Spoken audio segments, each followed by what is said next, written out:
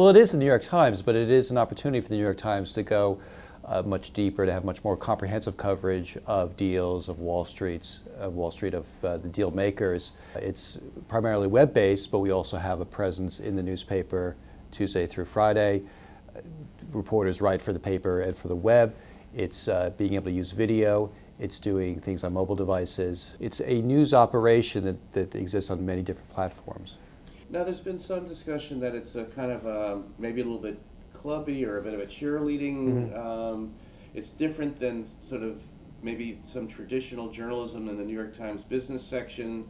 I don't know if why that perception is, or how you might respond to some of those criticisms, which I'm sure you're aware of. Right. Well, I think first of all, it's important to realize that it is part of the New York Times. It's part of the Business Day section. Larry Ingrassia, the financial editor, oversees Dealbook. So I guess I disagree with the premise of that it's still very much in keeping with the integrity tradition of New York Times journalism. We do a lot more, simply because it's the web and it's our interest. We do more about Wall Street. So I don't think it is anything that's necessarily clubby, but it is journalism that is primarily intended for the Wall Street community. In the same sense that a website like Politico, for example, is very much aimed at the community inside the Beltway. Our primary audience is Wall Street, but I don't think we don't do any favors for them. I think it's very honest, hard-hitting journalism we do. What is the opportunity for business journalism? You know, Politico has obviously proven itself in this completely out of nowhere. Yeah. But you'd think that maybe business journalism, financial journalism is so heavily covered. What's that's a good point. Here well, I think there's this incredible appetite for financial journalism. I think people outside of Wall Street, particularly amid the financial crisis and afterward, are very curious about this world and how it works and who these people are. So in the same sense, the Politico appeals to people outside Washington, people who want to understand the political process and how sausage is made. I think people outside Wall Street want to understand that as well.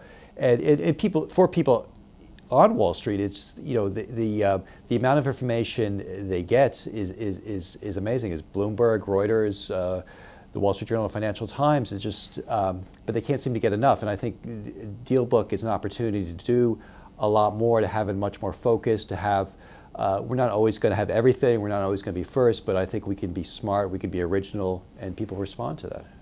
So tell us about the mix, the evolution. In the old days, it was just a email blast. It's still an email blast, but tell us about some of the other elements, particularly video we're interested in, and other things. Well, it's very much the brainchild of Andrew Ross Sorkin, who has been a reporter here for more than a decade. He's the mergers and acquisitions reporter.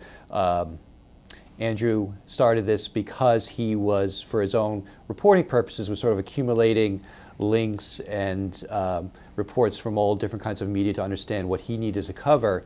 And so for him, the idea was, well, other people could use this too, this sort of aggregated list of everything that affects M&A and Wall Street.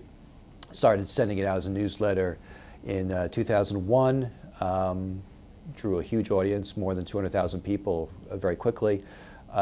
In 2006, it started as a website. So it's been steadily building, and the most important development now has been this recent relaunch.